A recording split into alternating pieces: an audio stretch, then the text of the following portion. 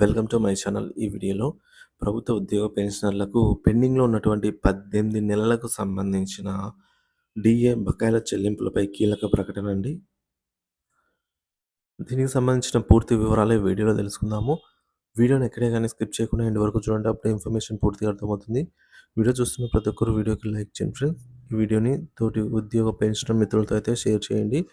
కొత్తగా మన ఛానల్ చూస్తున్నవారు ఇంకా సబ్స్క్రైబ్ చేసుకోకుంటే వెంటనే మన ఛానల్ అయితే సబ్స్క్రైబ్ చేసుకోండి.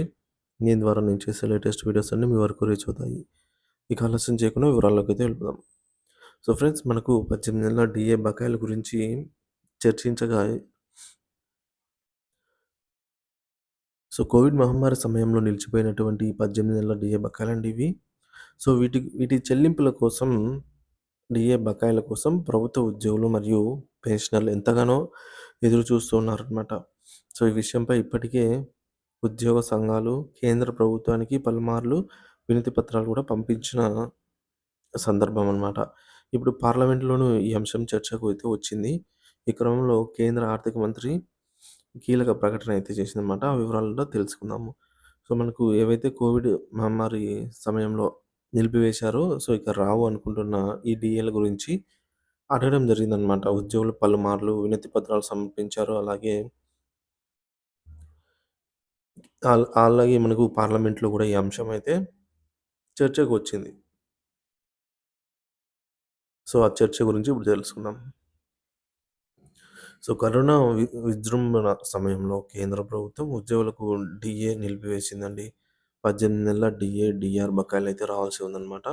వీటి కోసం కేంద్ర ప్రభుత్వ ఉద్యోగులు, పెన్షనర్లు ఎంతగానో ఎదురుచూస్తున్నారు. డిఆర్‌ఎస్ అలవెన్స్ విడుదలపై పార్లమెంట్ వర్షాకాల సమావేశాల్లో కూడా చర్చకొచ్చింది. అప్పుడు సభ్యుల్లో ఇద్దరు డీఏ బకాయిల గురించి లేవనెత్తారనమాట. ఇద్దరు సభ్యులు అడిగిన ప్రశ్నకు కేంద్ర ఆర్థిక శాఖ మంత్రి సమాధానం ఈ మేరకు ఇట్లా వచ్చిందనమాట. ఏమన్నారంటే, కోవిడ్ విజృంభణ సమయంలో 18 నెలల డీఏ బకాయిలు నిలిపివేసిన మాట వాస్తవమే. సో, విడుదల చేస్తారా అనైతే అడగ్గా, ఈ అంశంపై కేంద్రం ఎలాంటి నిర్ణయం తీసుకుంది, ఎందుకోసం బకాయిలు ఇవ్వలేదనే కారణాన్ని వెల్లడించాలి అని ఇద్దరు సభ్యులు ప్రశ్నించారండి. ప్రపంచంలోనే మూడవ అతిపెద్ద ఆర్థిక వ్యవస్థలో ఉద్యోగులకు డిఆర్ఎస్ అలవెన్స్‌లు నిలిపివేయడం ఏంటి ఇది అని ప్రశ్నించారు. మనది ప్రపంచంలోనే మూడవ అతిపెద్ద ఆర్థిక వ్యవస్థ అండి మన ఇండియా అనేది. అలాంటి ఇండియాలోనే ఇలాంటి దారుణాలు ఏంటి అని చెప్పి ఉద్యోగులు క్వెషన్ నిలదీయడం జరిగిందనమాట. 2024లో ఇప్పటి వరకు అందిన వినతులు, ఫిర్యాదులు మొత్తం చాలా మేరకైతే వెళ్ళాయన్నమాట. వాటన్నిటిని వివరాలు వెల్లడించాలని, వాటిపై ఎలాంటి నిర్ణయం తీసుకున్నారో సభకు తెలియచేయాలని అయితే ఇక పట్టుబట్టారు. అప్పుడు ఈ మేరకు రాజ్యసభలో రాతపూర్వకంగా సమాధానం ఇచ్చారండి ఆర్థిక శాఖ సహాయ మంత్రి పంకజ్ చౌదరి గారు అప్పట్లో. ఏమని అంటే, జనవరి 1, 2020, అలాగే జూలై 1, 2020, జనవరి 2021 ఈ ఈ 3 డీఏలండి ఇవి. వీటికి సంబంధించి మనకు 18 నెలల బకాయిలైతే పడతాయన్నమాట. గ్యాప్ 18 మంత్స్‌కి 3 డీఏలు.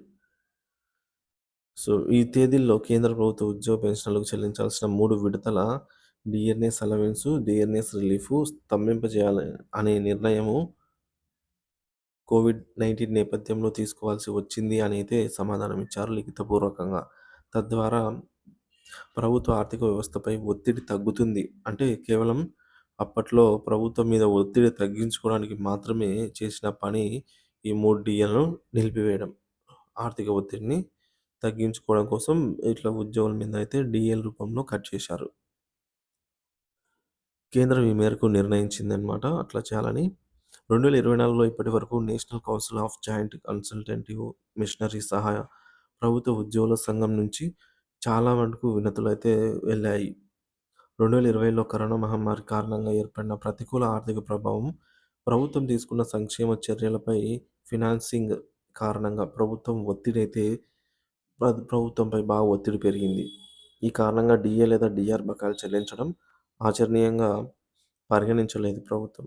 అని కేంద్ర మంత్రి పంకజ్ చౌదరి తెలిపారు లిఖితపూర్వకంగా. ఈ 3 విడతలుగా విడుదల చేయాల్సిన డీఏ, డీఆర్ బకాయిల విలువే 34,000 కోట్ల పైగానైతే ఉంటుంది అని ప్రభుత్వ వర్గాలు తెలిపాయి. ఈ ఫండ్స్‌ని ప్రభుత్వం కోవిడ్-19తో ఏర్పడిన ఆర్థిక ఇబ్బందుల కోసం వినియోగించినట్లు తెలిపారనమాట. సో, మరోవైపు కేంద్రం ఎన్డీఏ సర్కార్ మూడోసారి అధికారంలోకి వచ్చిన క్రమంలో తమకు డీఏ బకాయిలు విడుదల చేస్తారని ఉద్యోగులు భావించారు. సో, ఈసారైనా వస్తాయనుకుంటే ఈ క్రమంలో ఎన్‌సీజీఎం ఆధ్వర్యంలో 14 డిమాండ్స్‌తో కేంద్రానికి రిప్రజెంటేషన్ ఇచ్చారు. అయినప్పటికి కూడా ప్రభుత్వం నుంచి ఎలాంటి సానుకూల ప్రకటన రాలేదు. సో, మొత్తానికి చూసుకున్నట్లయితే ఈ డబ్బులు మేము కోవిడ్ కోసం వినియోగించేశాము. ఇంత మటుకు డబ్బులైతే అవుతుంది. అప్పుడు మేము వాడేశాము. కాబట్టి వీటి గురించి చెల్లించే ఆలోచన లేదు ప్రస్తుతానికి అని చెప్పేసి తెలియజేశారు. కానీ ఉద్యోగ పెన్షనర్లు మోడీ 3.0 ఈ ప్రభుత్వంలో అయినా వస్తుందేమో అని ఇంకా వినతి పత్రాలైతే పంపిస్తూనే ఉన్నారు. సో, దీనిపై మీ అభిప్రాయాన్ని కామెంట్ ద్వారా తెలియజేయండి. Thank you for watching this video.